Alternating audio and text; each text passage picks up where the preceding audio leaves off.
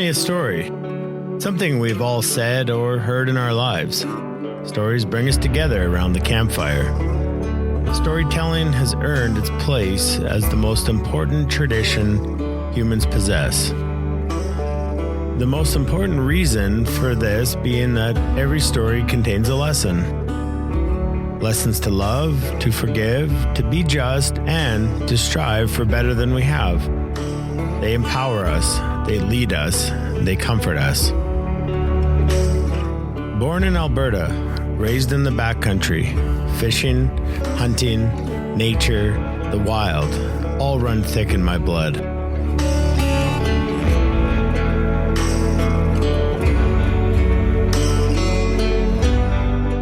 Growing up a Canadian boy, I had a similar dream to most other boys my age here, to make the NHL. When that dream was yanked from beneath my feet, how could I carry on? My story is full of hope, inspiration, joy, heartbreak, heartache, and resiliency. My name is Dana Lattery. I'm a fly fishing guide in southern Alberta, an ex-professional hockey player, and a storyteller at heart. Having spent the past decade guiding thousands of fly fishermen from all over the world, I've heard so many stories that paralleled mine. Stories of pain, brokenness, tragedy, from all different walks of life. The more time I spend with them, the more I realized that we all shared one common thread. Fly fishing saved our lives. Grab your favorite drink and join me on this journey as our story begins.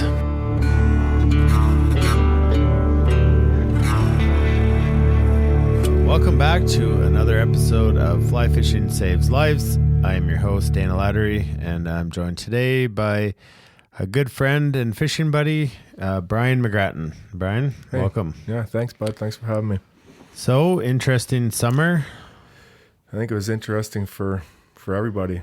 Yeah, but, good summer too. I mean, got out on the water a little bit more than I think I ever have, which was great. I mean, it breaks up what we have going on here. I mean, it was a good escape, and it was actually a great summer for my little guy Gabe. He's 5, and he did a lot of tours with me.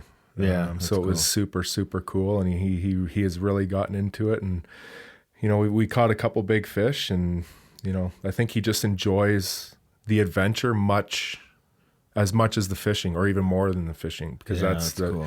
I think that's what we got to do for them is, because if we're going to take them out and slog them through a 10-hour day and make them fish the whole time, especially when you suck as much as I do and you catch a fish once every 2 weeks. 2 months. Yeah. But, I took them down. I love going down to the Crow's Nest River. It's probably my favorite river in Alberta. Yeah. I probably fished that river about 30 times this year. And, I got a buddy that lives down there, and me and Gabe got into camping, so he lets us camp on his land. And, just kind of getting Gabe connected with nature. I think that's a big thing these days where kids, they get so distracted by other things that's going on, especially phones, iPads, all that stuff. I think, when we can get our young ones connected to something, especially as special as nature, when they can connect with that at a young age, I think it's very important. And Gabe got a bit of a taste of it this summer, and we did a bunch of cool stuff. So, looking forward to next season, doing it with them. So growing up, how much were you in the outdoors, or how much did that play a part in your life? Yeah. I grew up in the Toronto area, from Hamilton, Ontario. My background is a sports background. I grew up playing lacrosse and hockey, but I also got into fishing. Fishing is big gear fishing out east there, especially growing up in Lake Ontario. Lots of salmon, lots of bass. We have, I don't know how many lakes in Ontario, 200,000 or something. So, I grew up as an outdoors kid too. Even though coming from a big city, my dad was big into fishing too. He's the one that introduced it to me as a kid, and it became an obsession of mine as a kid to do it. Obviously, growing up, and hockey started to kind of take over my life a little bit, right? Started progressing through different ranks and playing on better teams and playing summer hockey and all that stuff. So a lot of my outdoors time got a little bit cut in half with training and, trying to play on better teams and stuff and getting noticed by scouts and that, and then, moving on and playing junior. So, but, it's always been a part of me, and, fortunately discovered it about 10 years ago too. So let's explore the hockey a little more. Something we have in common, and interest in how the story unfolds and and relating to all things that develop with playing hockey. But just kind of walk us through your journey. Obviously you had a lot of success with hockey and it became a big part of your life, and it still is a big part of your life. So just kind of take us through a bit of your journey. Sure. Yeah, I'll take you. So yeah, like I said, I grew up in Ontario, was fortunate enough to get drafted to the OHL when I was 15 as an underage pick. And that's kind of where my career kind of, where it kind of came real that I would maybe have a chance at playing pro hockey. As kids and, even the young kids on Gabe's, everybody wants to play in the NHL. You grow up in Canada and, it's our number one sport. It's our number one passion. I grew up in a sports family. Unfortunately, we've been plagued as Leaf fans, and it's been a life of pain. But, the Leafs were my team. I was obsessed with the Leafs. And my dad always got tickets from work. So, I'd go to 3, 4, maybe 5 Leaf games a year with my dad. And that's where kind of the passion started as a young kid. I'm like, man, I want to play in the NHL. I want to be a Toronto Maple Leaf. And, that kind of came kind of real, getting drafted, playing in the OHL. I was drafted in the 4th round to the LA Kings. And then things kind of turned for me a little bit towards the end of my junior career. I had a massive knee injury. I was just about to sign with the Kings. And I missed almost a year. I had a complete knee reconstruction. Came back as a 20-year-old, had a tough year. And that's when, drugs and alcohol kind of creeped into my life. Kind of had a really up and down year that 20-year-old year. I got traded 3 times as a 20-year-old. And, I grew up in Hamilton, Ontario, and it's a big steel town. And, most of my family had worked in the steel company. And it was a big crossroads in my life where I'm like, I don't know, can't really see my hockey career going anywhere. I've had a massive injury. I've had a very average year as a 20-year-old. I've gotten traded 3 times, and I was really on the fence of quitting and just going to work at the steel factory. And I didn't. Yeah. And I stuck with it. I signed with the Ottawa Senators and kind of moved up through the ranks in the minors there. But, I always had this thing plaguing me, and it was drugs and alcohol. And as a young kid, we don't know what an alcoholic is. We don't know what a drug addict is. I just thought I was in a culture of recreation, of having fun. Yeah. The pro culture when I broke in was a lot different than it was now. I mean, it didn't matter if we had a 4-hour bus trip or a 40-minute bus trip, 5-6 cases of beer on the bus all the time. Yeah. It was the culture I was in, but I got really sidetracked. And, it plagued me throughout my early days in my pro career in the minors and in the NHL. I played my first NHL game with the Ottawa Senators against my childhood team on Hockey Night in Canada against the Toronto Maple Leafs. And if I could only have ever played that game, that would have made my dream come true. I mean, I still remember in warm-up skating around Ty Domi, Matt Sundin. These are the guys that were my heroes as a kid. Now I'm skating around in warm-up, and I was trying not to be starstruck. Meanwhile, I might have to go punch one of these guys out. I'm just trying not to be starstruck. Probably not Sundin. In warm-up. He actually, I bumped into him one time. He's like, "You want to go?" Like, I was joking. I'm like, "Yeah, I'll go, yeah." Yeah, I got to do it. Yeah. I got to get the first one under the belt here. Yeah. But, I played in Ottawa for 3 years. And then I got traded to Phoenix, and this was a big crossroads in my life also. So I get traded to Phoenix. Wayne Gretzky's my coach. I have a massive opportunity to play more, to have maybe a bigger role, because Ottawa, we were in first place teams when I played there. And, I was an in and out of the lineup guy, and, have a massive opportunity to play in Phoenix and have an opportunity maybe to sign a longer term deal there rather than 1 year. And, my drinking and drug use just kept getting worse. And just to and not to cut you out, but to add to it, and for some people who are new to the Brian McGrattan story, kind of define what your role was. Oh yeah. So my role playing hockey, I should have talked about that earlier. When I played junior, because we really don't know what type of players we are in junior. We all think we're scoring. We all think we're. You want to be the scorer. And being an enforcer and a fighter was never on the cards for me. I was always a bigger guy, so I'd always get chased around. And I knew how to fight a little bit, but not really. Like, I wasn't really a heavyweight. I wouldn't fight the heavyweights in junior, but they always chased me around. And it was a decision I had to make when I got an invite to Ottawa's camp. I'm like, I'm a bigger guy. My skill set could be an average pro skill set. Yeah, I would have played pro. I probably could have been an average pro, maybe play a handful of games in the NHL. But I'm like, if I get really good at this, there's a niche. There's always a position for guys like this. And so I did. I started fighting. And I was brutal my first couple of years playing. Talk about some of those. I was never a guy to turn them down.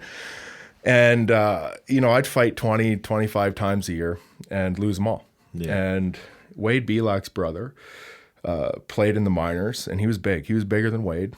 And he beat me 3 or 4 times. And I legit stood up in the dressing room. I'm like, boys, I'm going to fight this guy tonight again. If he beats me, I'm done with this role. Like, I'm done, man. Like, I'm losing. I can't win.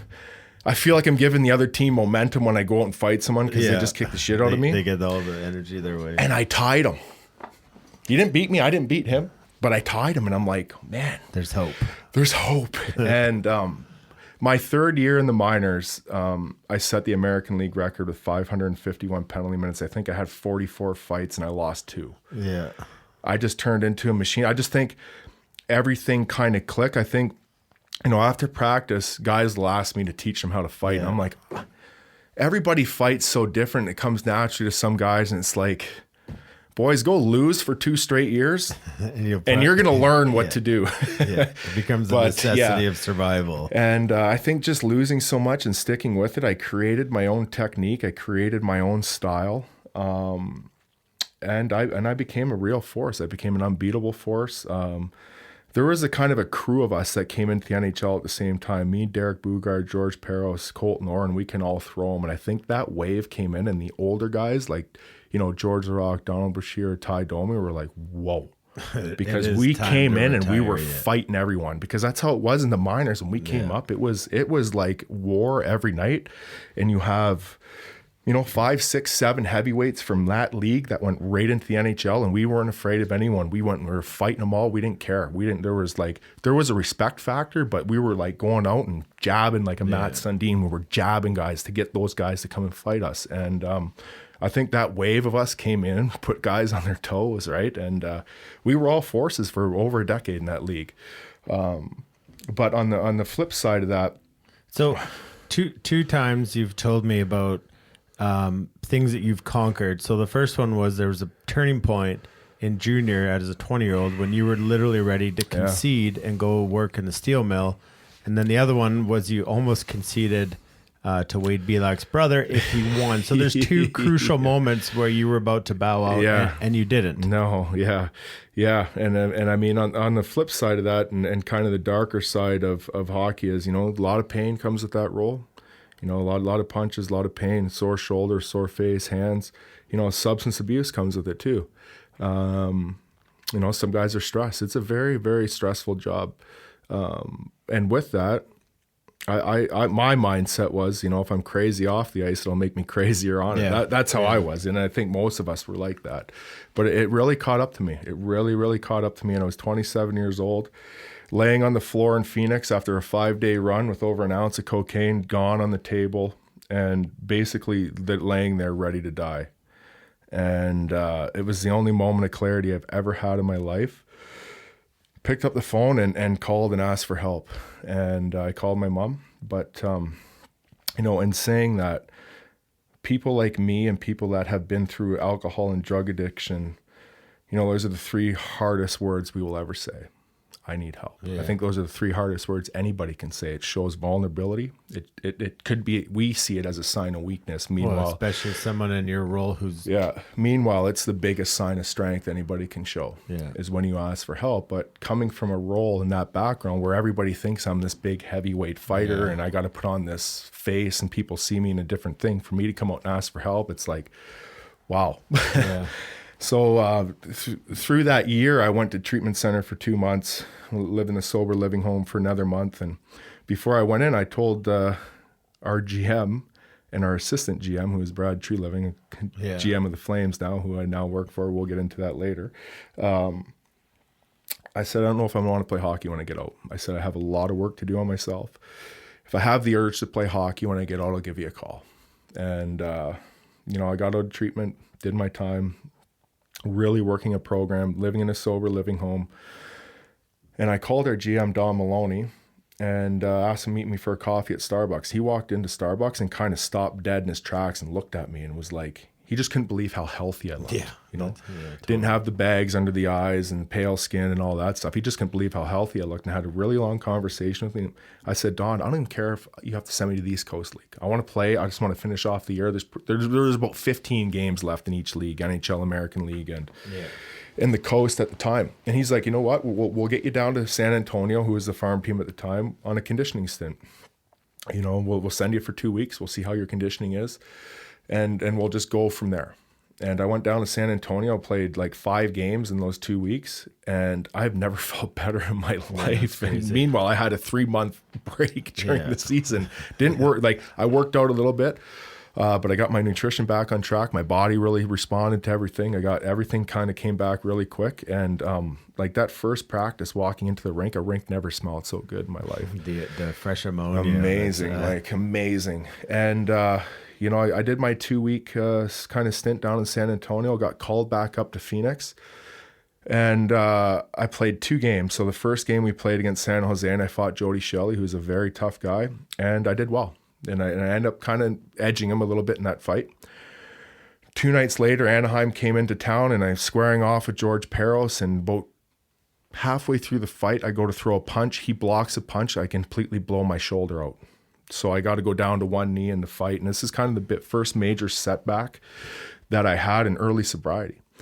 I had to get a full shoulder reconstruction done, 2 screws, new bone, all this stuff. And first thing I get prescribed is Oxys, right? Because of the pain, right? The bone work and screws.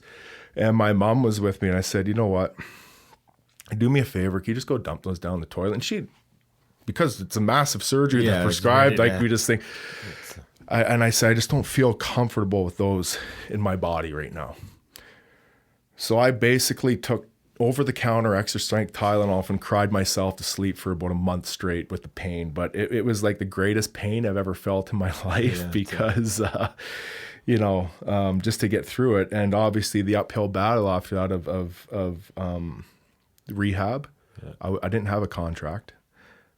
Calgary Flames called. Daryl Sutter called my agent and said, listen, we've had players like Brian come through our team before. I have no issue of signing a player like this. We want him here. So I signed with the Flames for the first time in 2009. Missed the first month of the season because I was still rehabbing my shoulder. And one of my first games with the Flames, I fought Steve McIntyre. And arguably, it is probably my greatest NHL fight or greatest fight. I've been in about 300 fights, and it's probably my greatest fight just because the amount of time I missed.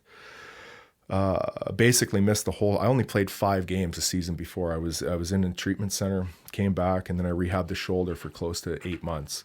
And then I fought, I would say arguably one of the best fighters to play in our game. I thought his technique was great. He could throw both. He was super, super powerful, dangerous, mean. And to come back after such a long break and fight a guy like that. And I don't ever say there's a winner and a loser. I think that the minute you show up, that winning. Shows balls. And it doesn't matter if you're going down to the ice or not. To me, that's a winner. If you show the balls just to get in there, there's no winning and losing because it doesn't matter. Anybody on any given night can beat anybody. But if you show up consistently and you show the balls that you have the balls to do that job, automatic respect. And to hang in there with a guy like Steve McIntyre and do pretty well, and it was an awesome fight. It's one of my favorite fights. And that kind of propelled me into the season because there's always a question, am I going to have that in me to do that job? Yeah. Am I going to have that fire because I don't have drugs and alcohol to fuel it or the escape? I always thought they fueled it and made me crazier. So the last half of my career as a sober fighter, I was the best. Yeah. You know, I went on a streak in the NHL. I don't think anybody that's ever won. I didn't lose a fight for 7 years. And then of course I get knocked out in the minors because I was a cocky piece of shit. And that's what you get when you're cocky and you don't respect the other guy. You learn your lesson. The guy knocked me out.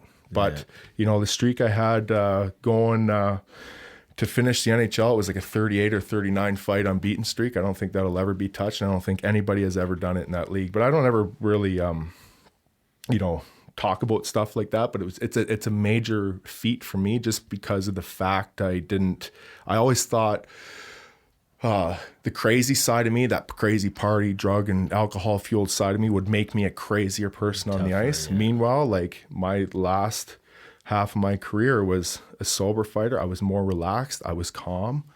And I think I was way more dangerous than that like that. But you're full control. Yeah, but it was an interesting role. It helped me live a dream. Play in the top 1% in the world for close to a decade. Met some really amazing people. And it helped actually get me into fly fishing. Oh, yeah. Like I said, big outdoors as a kid, loved it. Kind of got away from it, just traveling, playing hockey. Didn't have a lot of time for it. My summers were consumed by lacrosse, winters hockey. And then I just didn't have time for it growing up in my teens and stuff. And then... so just before we jump into that part of it, because being and playing in Calgary was a big part of that. I don't think you've stressed the addiction and what it had on you, and you know, understanding what it takes to play at a high level of hockey, and the mental capacity that a day in and day out grind of playing professional hockey is to have somebody be stoned, drunk, high on drugs during games, during practice, like just kind of go back and just talk about that, because I don't think people quite understand. Yeah, and there's a lot of us that struggle with that, especially going through it. Like, we get to the NHL and it's all glory and whatever, but you know, it's a very, very, like there's 800 guys in the entire world that play in that league. Mm-hmm. Every day could be your last day, especially a guy like me. I was always a bottom of the lineup guy. Yeah. Sometimes on two-way contracts, which is... It's uneasy because you don't know. Every day can be your last day. A two-way contract means you're still able to go down to the American League. You're contracted there and the NHL. So if the team sends you down, they're paying an American League contract. They take you off their salary. So it's easier to send down a two-way guy than if a one. And sometimes the salaries fluctuate from $50,000 to 900. Yeah. And that's the difference, right? So they're saving cap space. Yeah. So there's all these things that people don't get about the hockey game that play into this mental role and your position, or let's just say the bottom three lines on any hockey team are so interchangeable. It's crazy. So like, you know, there's tons of scenarios, but you'll be like I was always a bottom of the lineup guy. So it's always super stressful because it's like I have my family here, I have a house here, I can get sent down, I can get traded, I can get whatever.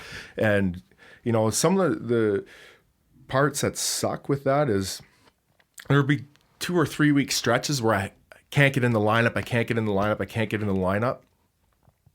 Somebody gets hurt, and then they call some up from the minors to play ahead of me. So there's like, there's just, you know, how you got to keep the mind stuff, the like I said, the day-to-day stress. And, you know, that's the part I really don't miss of the game. I think that's the part that really killed it for me at the end. But I made a decision towards the end of my career. I went and played in England for a year, and, you know, being 35 years old, I didn't have any offers over here to play in the minors or the NHL, and a team kept calling me from England, the Nottingham Panthers. I just said to my wife, I'm like, you just want to go and do it? Like, just go live over there. I'll probably only play one more year, maybe 2 tops. My wife's dad is from the Liverpool area, grew up, he's from there, immigrated to Canada. So she had all her cousins over there who I haven't met. And we went and played in the UK for a year, and it was amazing. I felt like a kid again. It brought that little kid back in me. Played in a European Cup tournament, so we were traveling in and out of Europe all year. Made some really amazing friends in the UK. Guys I still talk to, 2 or 3 times a week to this day. And after that season, just because of the joy it brought out in me, the way the season finished, I just said, this is a good time to call it. I want to leave on that note instead of the sour note. And guys I've played with throughout my career have always said that if you ever have the chance to go to Europe, doesn't matter what kind of league it is, go do it. Yeah. Just for the life experience. The team I played for, it was super cool. We probably 90% full. Our rink held about just under 7,000, so we'd have 5,500, 6,000 fans a game. They love fighting. They're crazy animals over there. So I ended up going over there, fought 7 or 8 times. I'm, what the hell am I doing? Yeah. But you know what? It was good. It was a lot of fun. Rewind back a little bit on how I got into fly fishing, playing for the Flames. So I had 2 stints with the Flames. I played here in 2009-10, and in my time in between playing for the Flames, I played for the Nashville Predators. And Mike Fisher, who is a close friend of mine, huge outdoors guy. You guys can follow him on if there's any hunting guys in here. He's big into hunting. He's got his brand Catching Deers. So he's a big outdoors guy. I played with Fish in junior, in Ottawa, and in Nashville. So we've known each other. But when I got traded to Nashville, it was close to a 20-year relationship. I've known Fish, and it was over the course of the lockout in 2012-13. And Fish had a buddy, his buddy Donnie, who was a striped bass guide. So we were going striped bass fishing like 2 or 3 times a week because there was nothing to do. There was no hockey. And it just brought this little kid back, this outdoors kid, right? And we fished a ton that year. Then I get traded back to the Flames. And I'm like, Calgary's like a huge fly fishing area. And I'm like, I would really love to try that. And Rob Kerr, he used to be the Sportsnet color guy, had a hunting hat on at the rink. And I'm like, well, he's got a hunting hat on. He's got no guide or somebody who can take me out. So I pulled him aside. I'm like, hey, do you know anybody that fly fishes or a guide or an outfit? Like anybody? I don't really know anything. Can you just put me in touch with somebody? He's like, actually, I do. One of my friends, Dan Thompson can take you out. It's kind of in the beginning of October, mid-October. He's like, he's a big hunter, so he's probably in and out, traveling around the province hunting. But if he has some time, he'll take you out. And Dan took me out. I couldn't cast to the oar, but it was amazing. I'm like, man, I could really get into this. Did you were floating the bow? We floated the bow. So I think we did Mac to Jensen's. I didn't even come close to catching anything. I could barely cast, and but it was just so cool learning it. Dan was just showing me different tricks. I've never been on a drift boat before. Just doing and I really like that southern section. It's one of my favorite sections actually, and just seeing the picturesque of the river. I'm like, man, I could really get into this. This is awesome. So we went out that time. Obviously, then the cold weather came. Hockey really picked up. I'm like, Dan, give me your number because I want to hit you up in the spring. I'd like to kind of get into this a little more. Maybe you can take me out and teach me. And then the next spring hit, and it was like I was going once a week, then twice a week, then 3 times a week. Then I got my first stonefly hatch in July, and it was mental. And I was like, what is this? This is awesome. Amazing. Yeah. And then the passion kind of picked up from there. Most of my friends I have now in town, I fish with them all. Yeah. And it's been such a neat culture to get into.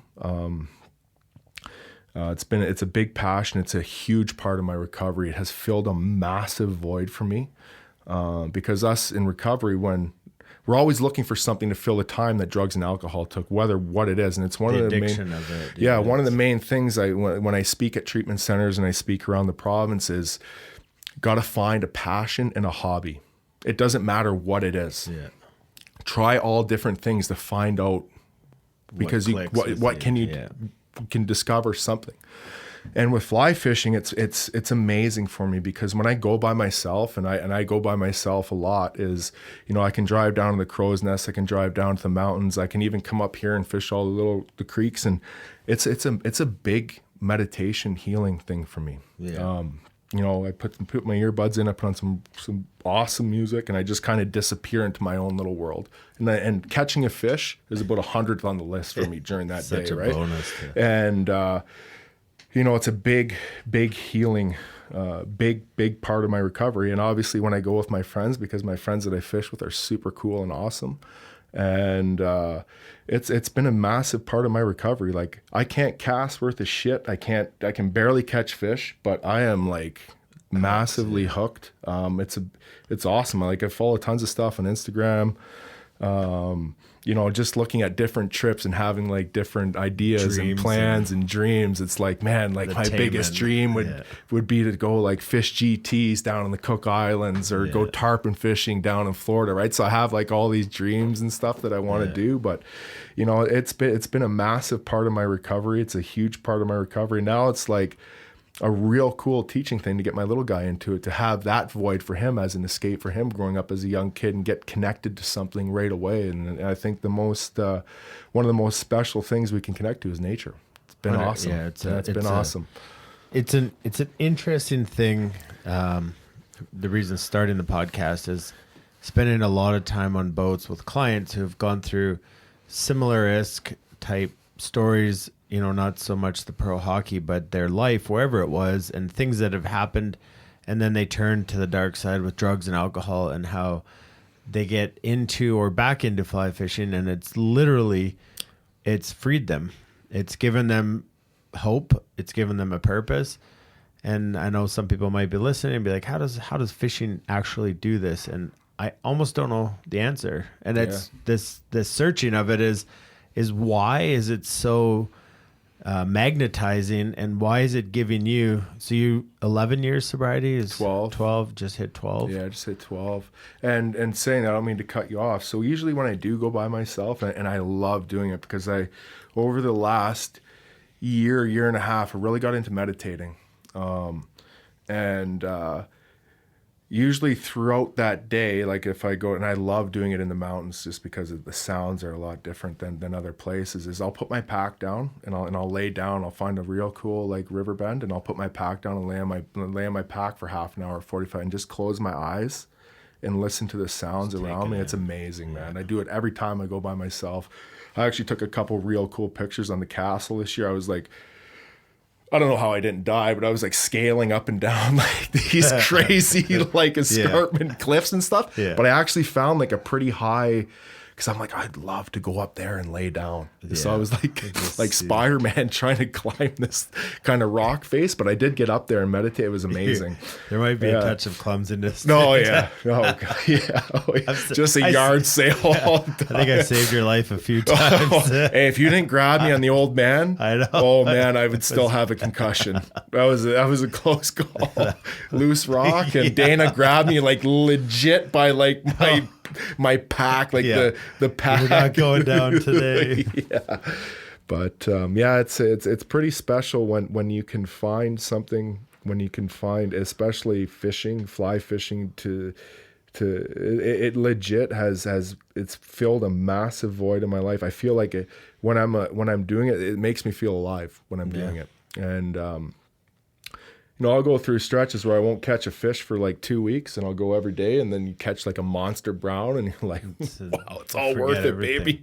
do you ever, I've asked a couple other guys this, but like, and I have my opinions of this, but like sometimes in competing and playing at high levels in hockey, there's a burnout of competing.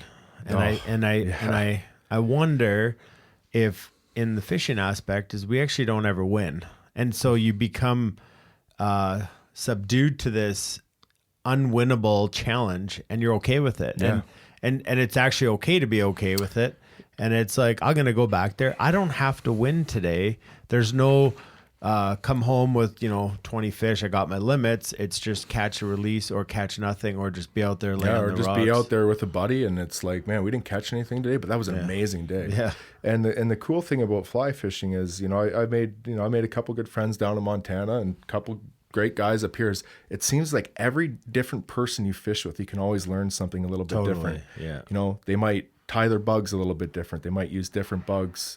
whatever the thing is. You know, they have different style of doing this, and you're like, man, maybe I'll try that next time. Then you'll go down to Montana and they fish a different way. Then like, maybe I'll come back up here and the old pogo. Yeah, then you fish with Lee down in Montana, and he has like a quadruple worm rig with a gigantic 5-pound weight, and a tennis ball for an indicator, and you just got a lob shot it up there, 18 feet deep. Yeah, the best dry fly place arguably in the world, and Lee just hammers the worms with a drop shot. Yeah, he gets down there. Yeah, it's intriguing, and I think some people miss out on that because they're arrogant and they have egos and they don't learn from everybody. I mean, I get to fish with a lot of people every year, and I think it's valuable for me to learn from these clients. It's like, I'm not better than you. I'm just able to do this for a job. And so teach me your ways. And saying that on that competitive part, it's amazing because I can finally go to something I love, and I don't have to be better than the guy I'm with. I don't have to be, I don't have to have that stress of trying to be the best every single day. It's something that brings me so much peace and joy. The people that I've met through fly fishing are some pretty special people, and I have a lot of those special people, fortunately, in my life right now that I've met through fishing and that have a big part in my life and a big part of my recovery. So that's why I'm so grateful that I was able to find something like this. And I said it before, where it's a big part that I really hammer down when I do go to talk to treatment centers on. You have to find something to fill the void of the time. And when you find something as special as something I found, it's going to make a world of difference in your recovery, right? Yeah. So let's talk about your role now with the Calgary Flames. Yeah. It's kind of a unique thing that was set up, and I think that's something that more teams need to take part in or ask questions about how they can involve somebody like you in that role. And before you talk about it, I think it goes back to the statement that you said the toughest thing for somebody to do is say, I need help. Yeah. Probably because there's a lot of judgment. There's a culture in sports where it's like, be a man, be tough, testosterone. And I think walking into this role for you is you became somebody that was an open door to the players.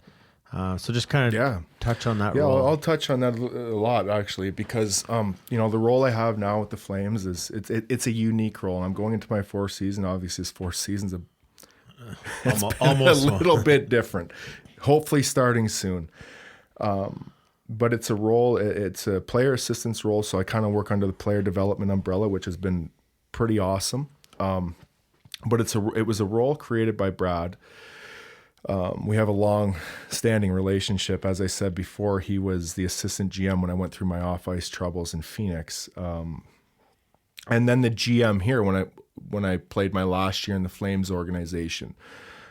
He is more of a really good friend than a boss. We have a great relationship, and I kept in touch with Brad over the course of the last 2 years of my career.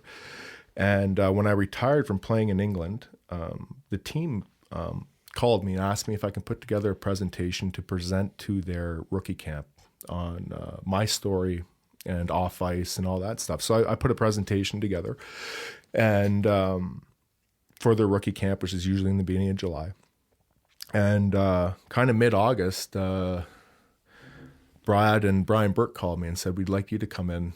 We'd like to have a meeting with you. I'm like, okay, perfect. I was like, it's mid-August. Maybe they're going to want me to put something together for training camp, which would be awesome. I would love to do it, right? And they created a position for me as a player assistance role, where it's a role where it's a multi-layered role where, I'm around the big team almost every day. I travel to our minor league team once a month, and in my time in between, I travel to see our prospects and draft picks. And it's more or less to create an environment where there is a guy here that's been through the ringer. I've lived on both sides of the fence in my career, and it's an outlet for players to have if they want to talk about anything, to kind of break the ice of having someone there in a support role, a guy that's been there, a guy that can help you before things get really bad, before what happened to me. Yeah.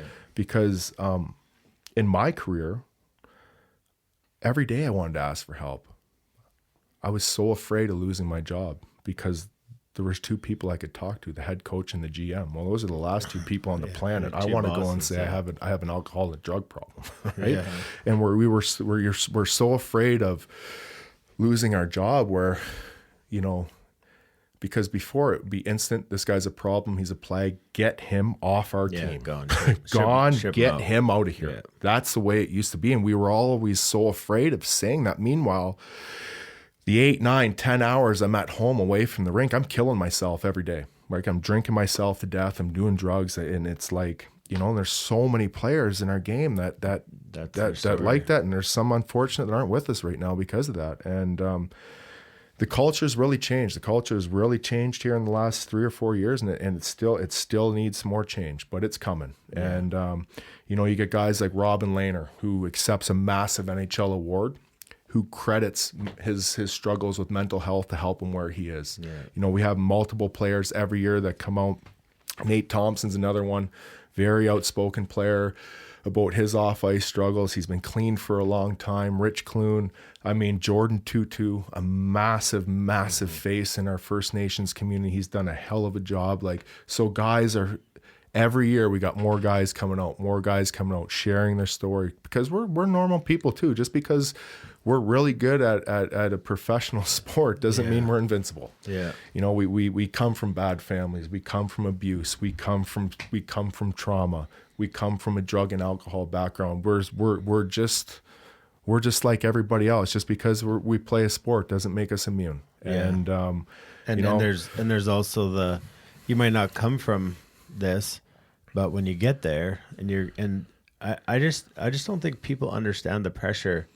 The pressure is a lot. The easiest thing to do is go on Facebook and rip on, Brian McGrattan didn't back check today or whatever. And it's like, Brian McGrattan, his, first of all, he can't back check worth of shit, but Brian McGrattan, he could have a lot of family trouble at home right now. Totally. There could be a lot of outside things around him right now that, hockey, he's in the NHL, hockey's not on his radar right now because of everything that's going on in his life. And people don't understand that, right? Yeah. It's like, you can just pick a guy, whatever. Sean Monahan hasn't scored in a month. Yeah. Well, you don't know what's going on in Sean Monahan's life right now. I'll just use him as an example, right? Yeah. You don't know the day-to-day struggle he's having coming to the rink right now because of what's going on the outside. He's trying to keep it together. Yeah. He's coming to the rink. He's working hard. He's being a good teammate. He's doing all the right things, but there's outside things right now that are affecting his game, and it happens through players throughout our league.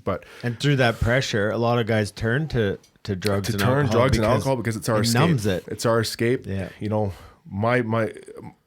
don't have to deal with my life right now, so this is my escape because I can really disappear into my own world. But then that just snowballs, right? Yeah. But what the Flames have done and what we've created here with this organization is, when guys are struggling now, there's someone to talk to. And it's a thing that hasn't come overnight, to be honest. Yeah. It took a couple years. Trust factor is a big thing, man. When the players can trust you, when they have full faith in you, things can turn. And it took me a year and a half to get the trust. Yeah, which is fine, and it's as there's a new group all the time. And it's always evolving. But they got a pretty special thing going with the Flames. The environment coming to the rink, we've created an environment where the rink is a safe haven. Coaches' doors open, GM's doors open. Yeah, you have family troubles. You're struggling with mental health. You're struggling with the drugs and alcohol. How can we help you? How can we help you be the best person you can be? Hockey player can take a break right now. How can we help you being the best person you can be? Because if you're the best person you can be and your life is the best it can be away from the rink, the better you're going to perform when you put that jersey on when you come. Yeah. And Brad is big on the person first, hockey player second, and it shows with the environment that we've created for our players to come to the rink, knowing that place is a safe haven for you. Yeah. Whatever your background is, whatever you're struggling with, we got people to help you. Whatever time you need away from the game to get yourself where you need to be, that stall and that jersey will be waiting for you when you're ready to come back. And I think it showed by the play in some of our players. You can see how they're loose coming to the rink. You can just feel the culture. You can feel the culture. And hopefully we're a leading force in the game for other teams to copy us. Yeah, they got to. I know Colton Orr when we were in Providence. We were line mates, and just getting to spend time with a guy that was their daily grind of like sitting on the bench. Who am I going to fight? How am I going to fight? And you can just look over at us. Our knuckles are bleeding. How about you eyes don't are fight, black. And you let us have a shift today. Yeah, but that's how I was too, because my line mates would be like, Big Ern, can you just not fight this shift? Because we need. I'm like, no, I'm fighting him. Don't you don't worry about your ice time. I'm fighting him next shift. Yeah, that was the same with Orzy, and in my role in hockey was if you had to fight, you fought, but it was never that was the role. And I sat there all the time, and I was like, man, even knowing like, hey, we're gonna go up to Manchester tonight, and I got to fight this guy. And it sat with you the whole time. And I'm like, man, if that's your job every single night, I couldn't, an 82 game season. It's crazy, man. I'll worry about hitting guys and playing within the game. Like your whole preparation is not playing. No. My whole preparation when I'm fighting a big guy.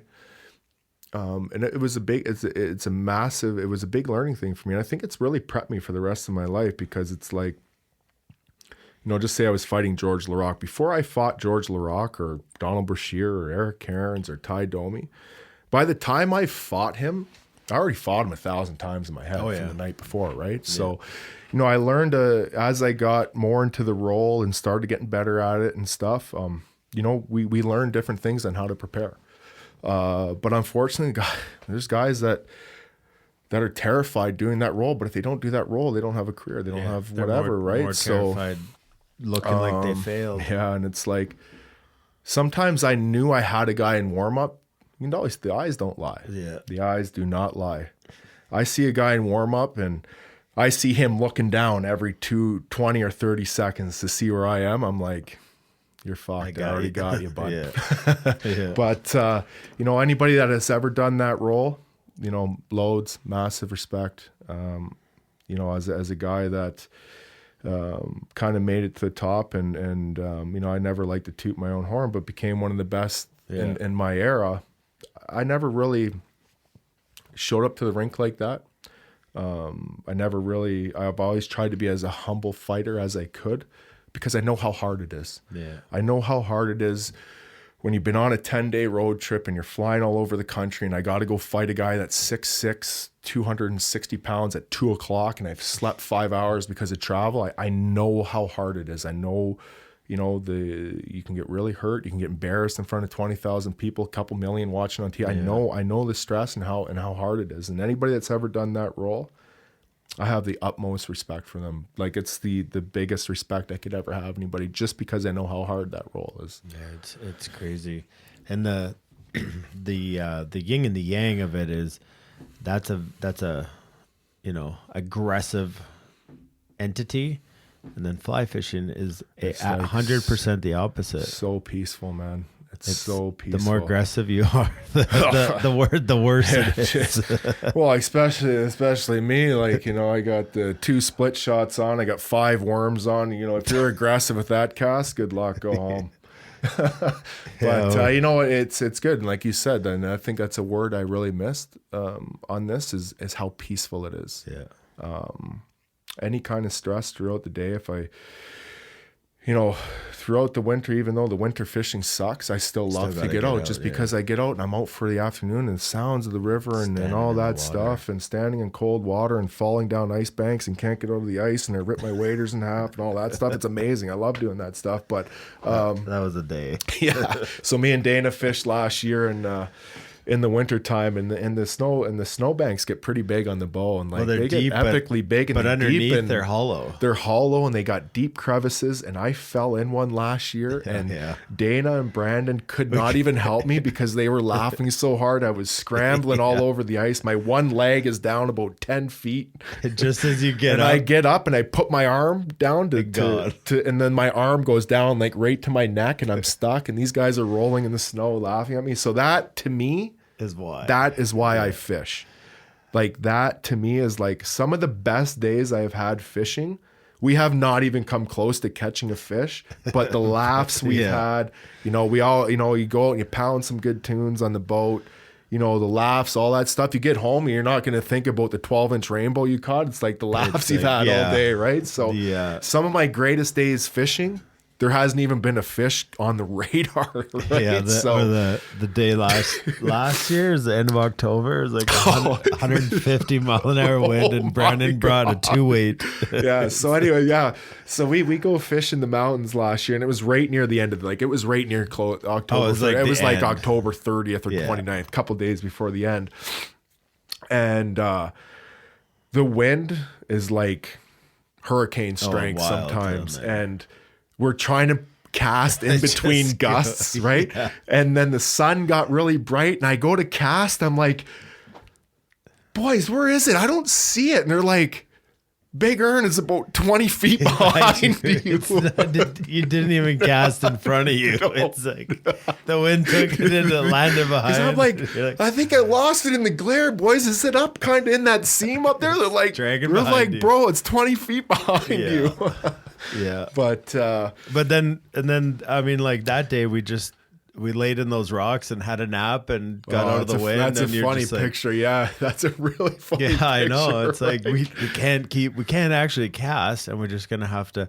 But I would go do that all over again because of what it was and the memories and just like the legit. We were like we could barely fish the last couple hours because we were laughing so hard, like we were in tears, laughing, right? And the cramps, and when you got stuck in the ice, like when you came down and walked 17 years upstream on us, we had to come find you. The snow is up to your waist. Because Brando's like, "Where are you?" I'm like, "I'm at the llama farm." You're like, he's like, "Where?" No way. I'm like, "Bro, I'm at the llama farm." He's like, and then you guys peeked, and you're like, "He is at the llama farm." That is him out in the middle of the river.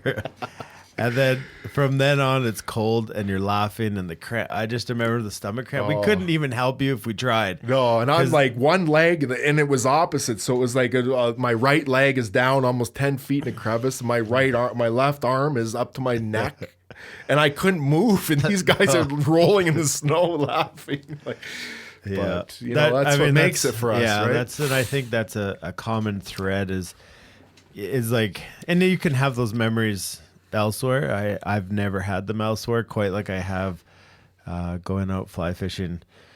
So I mean that's kind of it. Like your story's unique, but I think a lot of people can relate, and the idea is it's not that somebody has a more powerful story because they played in the NHL. It's the drugs and alcohol take you over. No, it's just...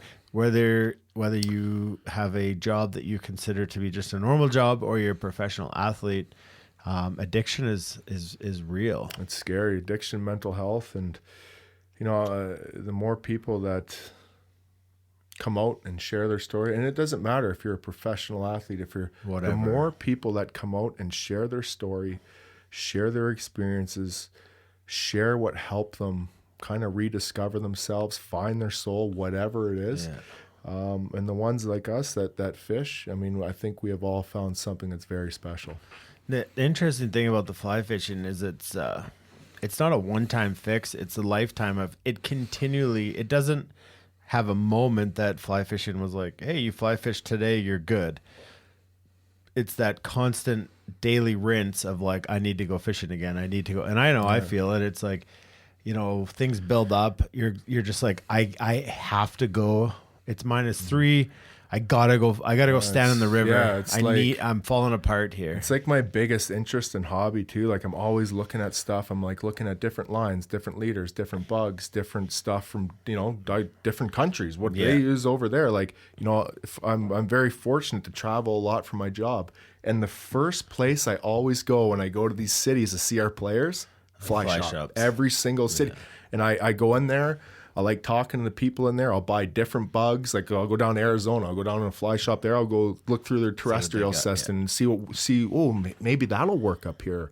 So I'm always grabbing different stuff there. I'm looking at different rods, reels, talking to different people. I've made a lot of friends on social media that are, some guys are destination guys, and it's been pretty cool, man. Like just the kind of the people I've met through the sport, and like you said, it's like you're always evolving in it. You're always learning. Over the course of this year, I'd really like to get that trout spay down. So I got a trout spay. My buddy Lee down in Montana grabbed one and brought me up one last year or the year before, and it's been kind of cool learning to do that. So like, there's always different things you can learn. It's always learning, always evolving, learning different stuff, different rivers. You can go on camping trips and all, like there's just so much things you can do with it, right? And you guys all have boats, and it's like, well, you know what, we're not going to fish today. Hey, Janine and the kids, you want to jump in the drift boat? We can go for a 6-hour float. It's a beautiful day. Like there's just so many things you can do that this sport gives you. Yeah. The other thing is there's actually no way to reach the top. No, because you don't have to reach. There's the top, no NHL right? of fly fishing. No, you don't have to reach the top. Right? You're as good as you tell yourself and as you think you are, but like you touched on earlier, you're not competing against the fish who I can't figure out half the time, and they will be the ones to decide. Well, it's amazing. We will have thousands and thousands of dollars of gear trying to fool something that has the brain the size of a popcorn kernel. Yeah. Right. With 2 eyes out the side of its head. Right. You'll throw by streamer, dry. Red hook. You know what? I'll go to Canadian Tire and buy these red hooks, and I'll catch 20 of them. Yeah. I've spent hours at the Vice tying up these immaculate. I got these new feathers in. I got this new this. At the end of the day, we throw on 3 red hooks. And it's just bang, bang, bang, bang, bang. Day made, go home. So if you're coming to the Bow River, bring your red hooks. or like, it's amazing. Like 2 years ago when I actually have the worm tattooed on my arm, so I'm big into tattoos. A lot of my tattoos tell my life story. So the story's got to slow down a little bit because I'm running out of space. But the worm. So I wanted to get, a couple years ago, one of my best friends in Ottawa does mostly all my tattoos. And I'm like, I love fly fishing so much. I'm like, I have to get something to represent that because it's such a big part of my life. But I'm like, I'm going to get the fly that is arguably my favorite, but everybody hates. Yeah. And I got the red wire worm because that'll fly. I don't care. That fly's outfished every fly 10 to 1. I think you could take that to the fly anywhere. You want to bring that anywhere around the world, that thing will get eaten. Yeah. So I got this big on the inside of my wrist that we call it the dirty worm. I got the big San Juan worm on my wrist. And did you get the sex organ on it?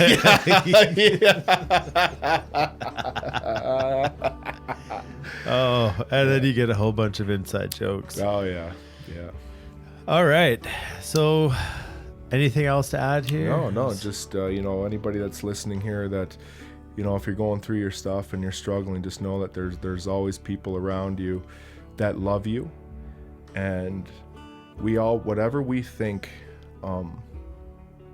when we show that vulnerability to ask for help, it is never a sign of weakness. It is the greatest strength, the greatest show of strength anybody can show. And we always think that if I ask for help, these people are going to think this of me and they're going to judge this. Because that's how I thought. But it's amazing the feedback and the warmth and the love that is shown from those close to you. When you say those words, the amount of people giving you their hand to help you, it'll blow your mind away. So those people that are listening, that are struggling, knowing that people are there to help you, people do love you. And hopefully that'll make those 3 words a little bit easier to say. Awesome. Well, Brian, again, thanks for giving of your time and being vulnerable here today and helping to share your story. Hopefully other people can sit here and relate, and maybe we've given, through the telling of your story, somebody permission to reach out and ask for the help that they know that they need. And if you're tuning in for the first time, this podcast is all about telling stories. And if you have a story, no matter how big or how small, if fly fishing was a big part of your story, then please reach out to me, and I would love to sit here and share your story with everybody. Until next time, I appreciate you guys tuning in and listening, and I hope you guys have an awesome day. Love you guys.